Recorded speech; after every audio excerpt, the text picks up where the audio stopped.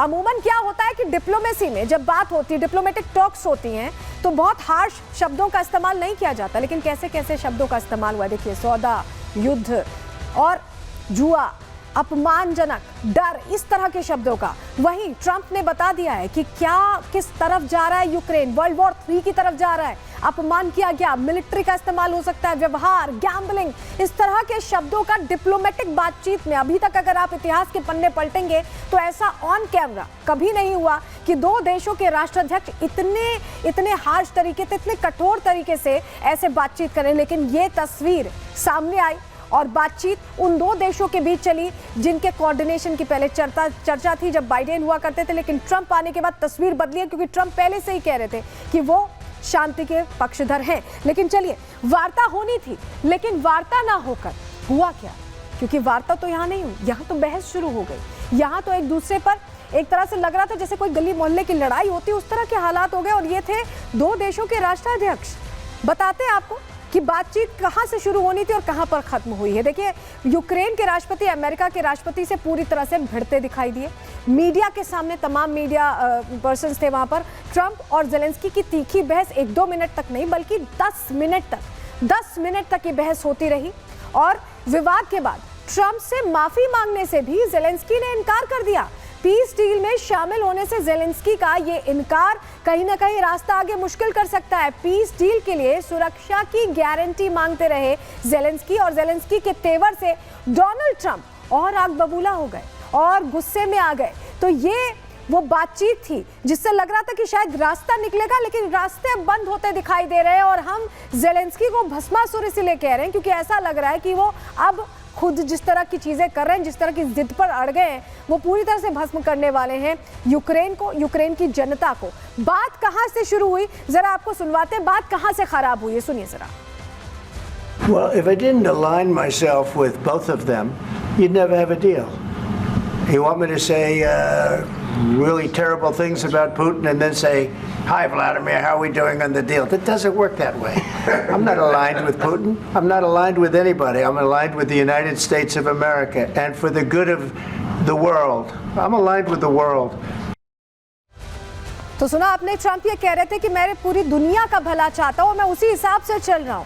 बातचीत जब आगे बढ़ी, जब बात शांति पर आई, जब बात इस बात पर आ गई कि आपका देश मुसीबत में, ट्रंप ने बताया जेलेंस्की को कि आपका देश मुसीबत में, उसके बावजूद भी जेलेंस्की की बॉडी लैंग्वेज नहीं बदली और सुर भी नहीं बदले। सुनिए। Now, not in a very good position. You've allowed yourself to be in a very bad position, and he happens to be right about it. From the very beginning of the war, you're not in a good position. You don't have the cards right now. With us, you start having cards. But right now, you don't. Yeah, you're playing cards. You're playing cards. You're gambling with the lives of millions of people. You're gambling with World War III. You're gambling with World War III. And what you're doing is very disrespectful to the country, this country. सुना आपने, Trump कह रहे थे कि you are gambling with world war 3, यानी world war 3 के मुहाने पर पूरी दुनिया खड़ी है और वो आपकी वजह से हो रहा है। लेकिन जंग पर बात चल ही रही थी। शांति की बात जैसे जैसे होने लगी, ये बातचीत बहस में तब्दील होने लगी। सुनिए। Offer some words of appreciation for the United States of America and the president who's trying to save your country. Just say thank you. I said a lot of times to American people. Accept that there are disagreements, and let's go litigate those disagreements rather than trying to fight it out in the American media when you're wrong. तो देखिए, उपराष्ट्रपति ने भी बीच बचाव करने की कोशिश की, लेकिन जेडी वेंस की ये कोशिश भी नाकाम साबित हुई। और उसके बाद वो तस्वीर सामने आई जो शायद पूरी दुनिया ने कभी नहीं सोचा था। दो देशों के सुपर पावर अमेरिका के राष्ट्राध्यक्ष जेलेंस्की, वो खुद इस तरह से बात कर रहे थे जैसे शायद दो राष्ट्राध्यक्षों को एक वैश्विक मंच पर नहीं करनी चाहिए थी। सुनिए। $350 billion. We gave you military equipment, and your men are brave, but they had to use our military. If you didn't have our military equipment, this war would have been over in 2 weeks. This is something maybe less. In 2 weeks, of course, yes. It's going to be a very hard thing to do business like this. अब यहाँ पर थोड़ा Zelensky का बैकग्राउंडर आपको जान लेना चाहिए। ऐसा लग रहा है कि ज़ेलेंस्की पूरे यूक्रेन को ले बीतने वाले हैं। क्यों मैं ऐसा कह रहे हैं समझिए। ज़ेलेंस्की राजनीति में कॉमेडी के जरिए आए, पहले कॉमेडी आर्टिस्ट हुआ करते थे। भ्रष्टाचार के मुद्दे पर यूक्रेन की सत्ता उन्होंने हासिल की, उस पर कॉमेडी करके। नाटो की सदस्यता लेने की उनकी तरफ से कोशिश शुरू हुई, महत्वाकांक्षी थे। रूस की नाराजगी के बाद भी ज़ेलेंस्की अड़े रहे। एक दौर था ज़ेलेंस्की से पहले जब रूस के साथ अच्छे कॉर्डियल रिलेशन थे, लेकिन अपनी जिद की वजह से यूक्रेन को उन्होंने सीधे सीधे जंग में ढकेल दिया। दुनिया के सामने यूक्रेन पीड़ित देश है, इस तरह का उन्होंने दिखाया। नाटो देशों से यूक्रेन का यहाँ पर साथ दिया और इसी बात पर जंग शुरू हो गई। अमेरिका ने जंग के लिए पैसे और हथियार दे दिए। जंग शुरू हुई लेकिन थम ही नहीं रही है। जंग का प्रभाव पूरी दुनिया पर और उसकी अर्थव्यवस्था पर भी पड़ा, पूरी दुनिया पर असर आया। भारत समेत कई देश सुलह कराने के लिए आ गए। भारत ने भी शांति की पहल की थी, ज़ेलेंस्की से भी बात की थी, पुतिन से भी बात की थी। ट्रंप भी अब शांति समझौते की बात कर रहे हैं। ट्रंप भी उसी राह पर चल रहे हैं जिस राह पर प्रधानमंत्री नरेंद्र मोदी ने इस पूरे मामले का कॉन्फ्लिक्ट को हल करने के लिए कहा था। लेकिन ज़ेलेंस्की ऐसा लग रहा है समझौता नहीं चाहते हैं। समझौते की बात से नाराज दिखाई दिए और इस कदर नाराज दिखाई दिए कि जिस देश ने उनका साथ दिया, जिस देश ने उन्हें हथियार दिया, उसी देश में बैठकर उन्होंने आंख दिखाई है, ट्रंप को आंख दिखाई है। और अब इसको लेकर कहीं ना कहीं रस्साकशी का माहौल है। लेकिन अब आपको बताते हैं, अमेरिका बहुत लंबे समय से बाइडेन के राज्य से मदद करता आया है और इतनी मदद करता आया है कि 3 साल तक युद्ध लड़ना यूक्रेन जैसे देश के लिए संभव हो पाया। लेकिन उसे ही आंख दिखा रहे हैं। अमेरिका ने कितनी मदद अब तक की, ये जानकारी भी आपके लिए अहम हो जाती, बताते हैं आपको। देखिए, अमेरिका ने जनवरी 2022 से लेकर दिसंबर 2024 तक अमेरिका ने पूरी मदद की है। अमेरिका ने यूक्रेन को 119.7 अरब डॉलर की सहायता दी। एडवांस हथियार सिस्टम दिए, टैंक मुहैया कराए, एयर डिफेंस सिस्टम दिया, युद्ध प्रशिक्षण भी दिया, जिससे जो लोग शामिल हो रहे थे इस जंग में, इतनी सेना नहीं है यूक्रेन के पास, वो भी इक्विप्ड हो पाए। युद्ध प्रशिक्षण उस लिहाज से भी दिया गया। अमेरिका और नाटो ने सैन्य सहायता भी दी, जिससे कहीं कोई गलती ना हो, यूक्रेन के ऊपर रूस हावी ना हो जाए। और अब अमेरिकी कांग्रेस ने इस मदद पर कहीं ना कहीं असहमति दिखाई है। उनका कहना है कि हम इतने जो अपने रेवेन्यू खर्च कर रहे हैं वहां पर, हमें इन रिटर्न कुछ नहीं मिल रहा, हम अपनी जनता के लिए इतना करें। रिपब्लिकन सांसद ज्यादा फंडिंग के पक्ष में अब नहीं है और ऐसे में अमेरिका अब मदद के बदले डील चाहता है। डील साइन भी होनी थी, डील साइन करने की टेबल पर ही ज़ेलेंस्की आए थे, लेकिन इस बीच बात होते होते बात बिगड़ गई और इस कदर बिगड़ी कि शायद अब रास्ते पर आना मुश्किल हो जाएगा।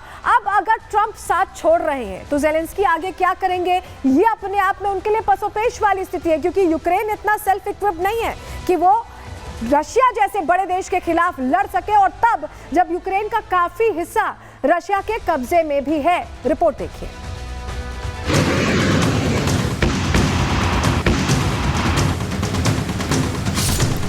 रूस और यूक्रेन की जंग को 3 साल पूरे हो गए हैं। इस युद्ध का अंत अब तक किसी को नजर नहीं आ रहा, लेकिन भारत समेत कई देश हैं जो इस जंग को शांति समझौते के जरिए खत्म कराने की पहल कर चुके हैं। भारत की राह पर अब अमेरिका भी चल पड़ा है, क्योंकि इस जंग का सबसे ज्यादा असर अमेरिका पर ही पड़ा है।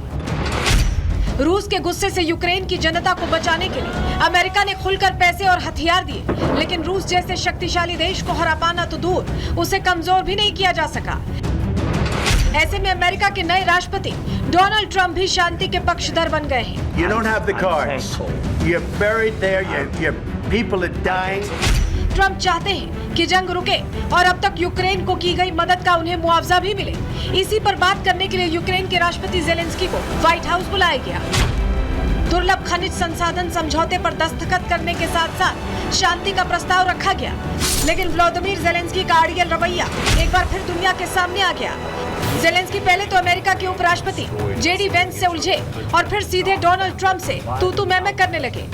What kind of diplomacy, JD, you are speaking about? What do you mean? Zelensky का ये बर्ताव सिर्फ अमेरिका को ही नहीं, बल्कि ज़ेलेंस्की के राजदूत को भी हैरान कर गया। सभी को इस मीटिंग के एजेंडे का पता पहले से था। पूरी दुनिया जानती थी कि ट्रंप और ज़ेलेंस्की की मुलाकात में युद्ध शांति पर चर्चा होनी है। ज़ेलेंस्की की टीम भी उसके लिए तैयार थी, लेकिन रूस के सामने ना झुकने की ज़ेलेंस्की की जिद ने सब कुछ बिगाड़ दिया। यूक्रेन के एम्बेसडर ओक्साना मार्कारोवा की ये प्रतिक्रिया अब सोशल मीडिया प्लेटफॉर्म पर जमकर वायरल हो रही है। इस बहस को देखकर यूक्रेन की राजदूत काफी निराश दिख रही हैं। वो अपना सर पकड़े हुए दिख रही हैं। शायद उन्हें समझ आ गया था कि यूक्रेन के लोगों को जंग से मुक्ति मिलने का यह अंतिम रास्ता अब बंद हो रहा है। You're gambling with the lives of millions of people. You're gambling with World War III. Oval office में डोनाल्ड ट्रंप ने जेलेंस्की से कहा कि रूस के साथ युद्ध विराम समझौता काफी करीब है, लेकिन जेलेंस्की की अकड़ ने ट्रंप के गुस्से को भड़का दिया, जिसके बाद जियोपॉलिटिक्स की वो तस्वीर दुनिया के सामने आई जिसकी कल्पना किसी ने सपने में भी नहीं की थी। वर्ल्ड मीडिया के सामने सुपर पावर अमेरिका ने यूक्रेन के राष्ट्रपति को जमकर फटकारा। If you didn't have our military equipment, this war would have been over in 2 weeks. नौबत यहाँ तक आ गई कि दो राष्ट्राध्यक्षों की मुलाकात की नैतिक प्रक्रिया भी खत्म करनी पड़ी। ट्रंप बैठक छोड़कर चले गए, जेलेंस्की को उल्टे पांव अमेरिका से खाली हाथ निकलना पड़ा और अब इस तस्वीर के बाद रूस गदगद नजर आ रहा है, क्योंकि अब तक अमेरिका की वजह से यूक्रेन रूस के सामने टिका था, लेकिन अब जंग के हालात बदलने वाले हैं। Bureau report, Republic Bharat.